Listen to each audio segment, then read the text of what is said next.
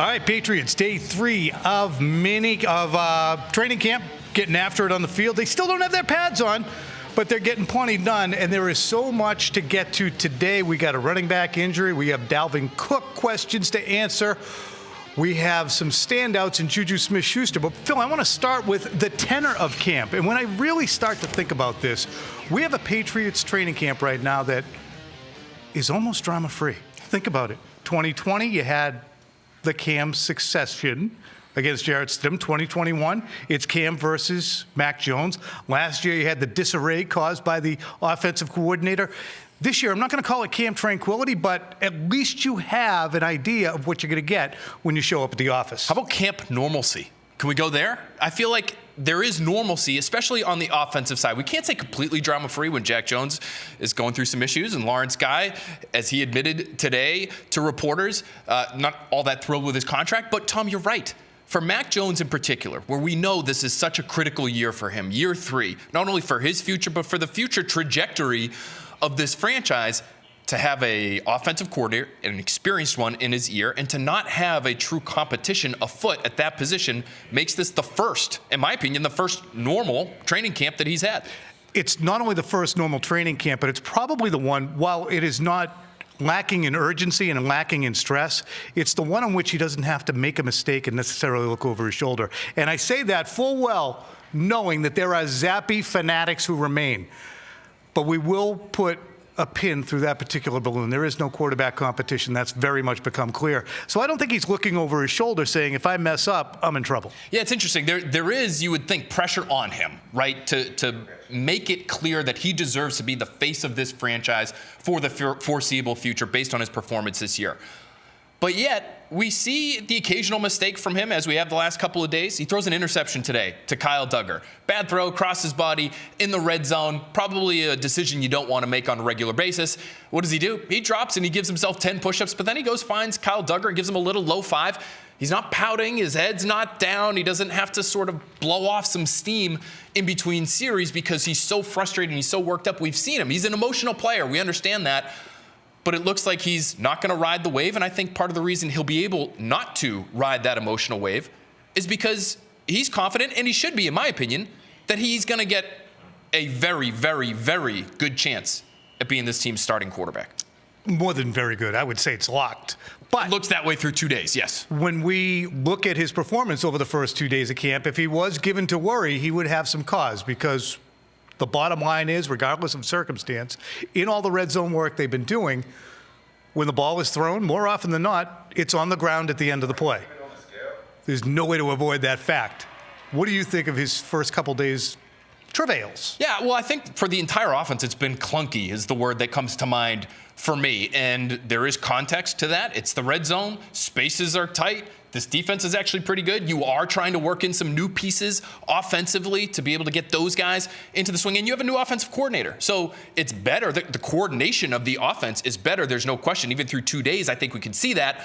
But you're seeing a lot of balls batted through the air, a couple of picks in 2 days for Mac Jones. And again, the decision-making hasn't always been there. He threw one across his body into traffic, rolling right, throwing back to his left. Earlier in the period today, the 11-on-11 period today, Tom, it got broken up by Christian Gonzalez. You might say to yourself, got away with one there. Probably shouldn't try that again, but he tried it later in the practice. I assume that's something they'll come back to when they go to the film and say, 3rd down in the red zone, usually we want to kick a field goal there. Don't force it. Yeah. There are no guarantees, meanwhile, that Mac Jones is going to have the pots come on and the shoulder pads come on and full contact happen, and it's going to look better. That's going to happen next week after this ramp-up period.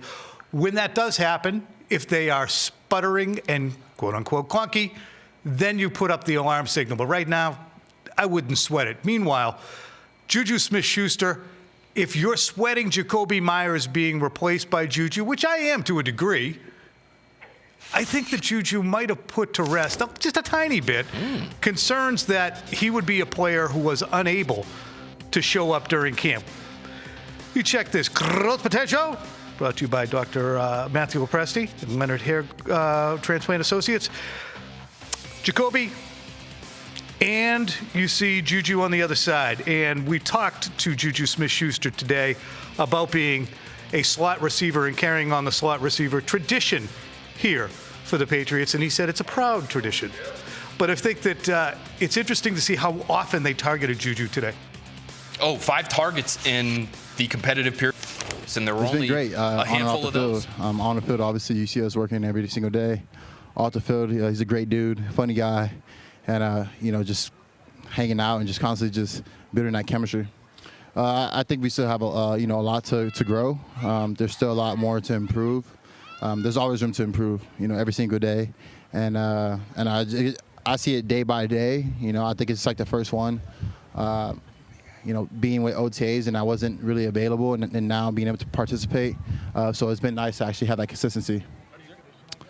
I don't think there's any pressure. If anything, I embrace the pressure. I love it.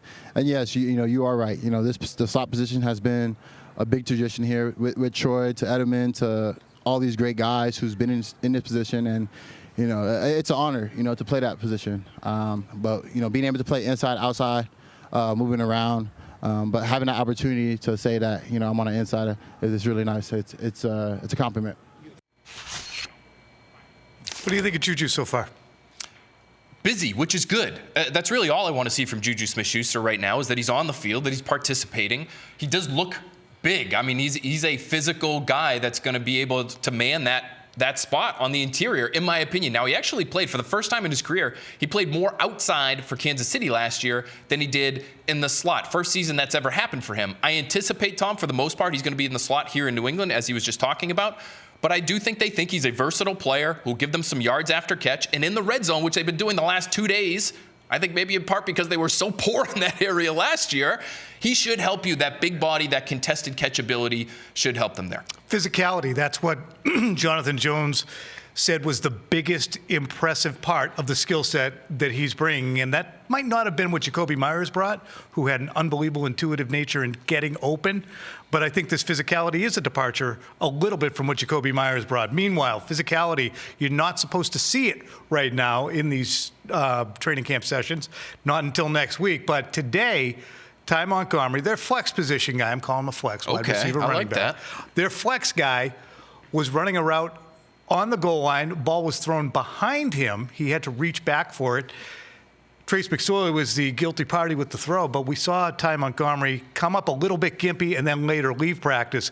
Coupling that with the fact Ramondre Stevenson was limited today brings me to whether or not you see a concern at the running back position depth-wise, and an answer if there were some. I had concern there depth-wise before Montgomery had to leave practice today. He collided with Terez Hall, linebacker, in that 7-on-7 period when that throw was leading him into danger, is how I would describe it. So he gets up a little gimpy. He actually did stay in the practice briefly and caught a pass in sort of a half-speed 11-on-11 session, but he had to come off the field later. We didn't see him again, Tom. You call him a flex player. You've also called this position the pace back. You're on that for, I don't know, 2 weeks, maybe 3 weeks. It appears you've gotten off of that. But they need somebody like that to take some of the workload off of Ramondre Stevenson. Tom, in an ideal world, you'd have a flex guy and another between the tackles guy to make sure that Stevenson is at his best when you need him most in December and January.